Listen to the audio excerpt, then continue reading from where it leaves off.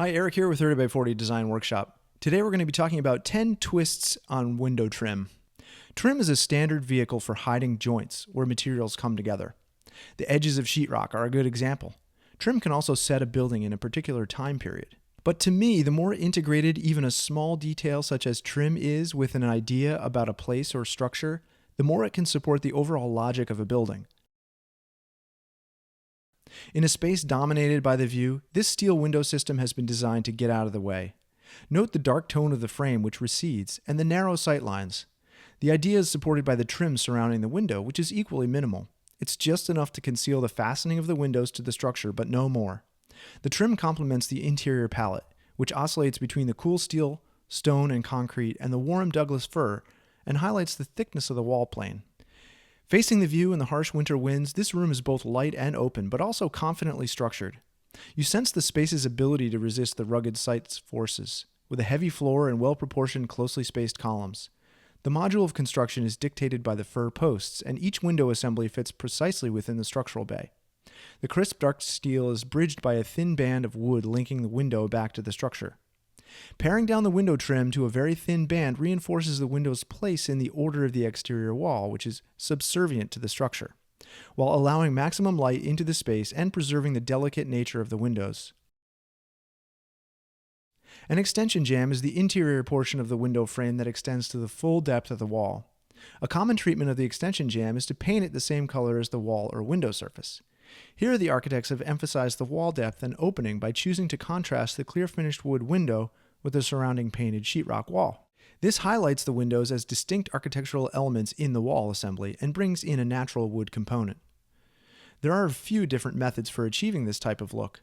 One is to return the sheetrock into the opening and apply the wood extension jamb on top of the sheetrock returns. Another is to relieve the back edge of the trim board enough to cover the gap between sheetrock and window. Either way, the look feels rooted in tradition while remaining stripped down, modern, and clean. Here we see another play on the wood extension jamb idea with natural wood outlining the window openings.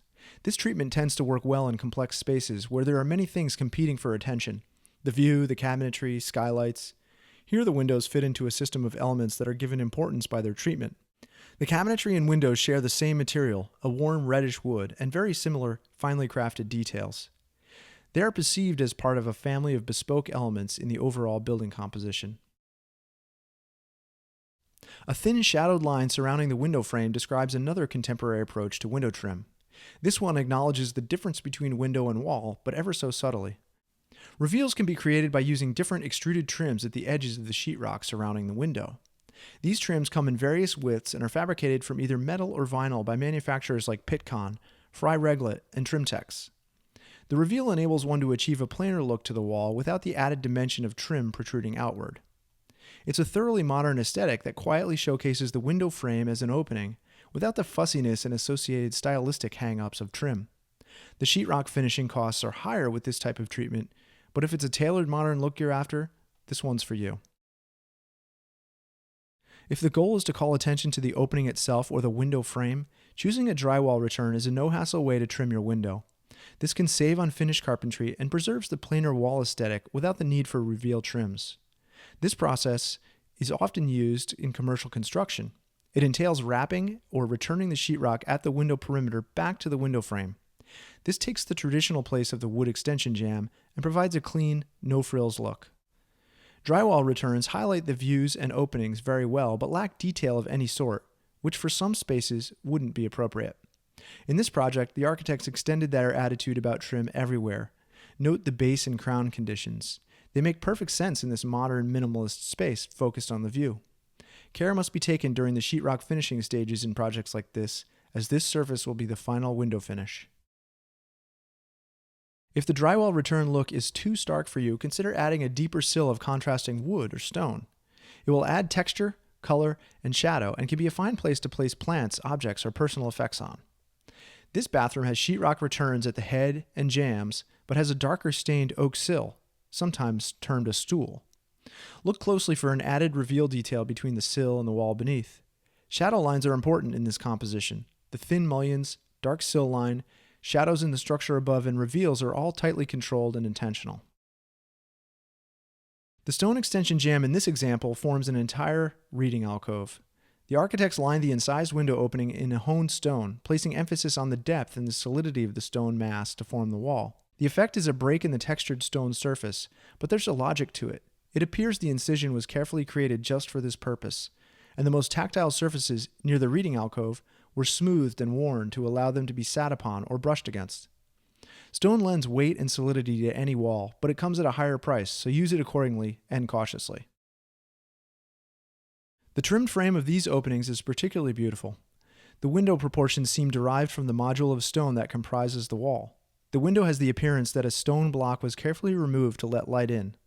The trim treatment supports the lightness of the glazed insertion, but also highlights the thickness and monolithic nature of the stone wall. Lining the opening with steel allows maximum light into the space.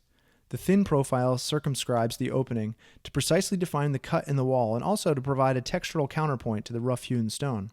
Thin, light, and machined against the mottled limestone, the steel defines a logic for spanning openings in stone walls that is carried throughout the project. Many view steel as appropriate only in industrial or ultramodern spaces, but as seen here, it can play well with all types of materials.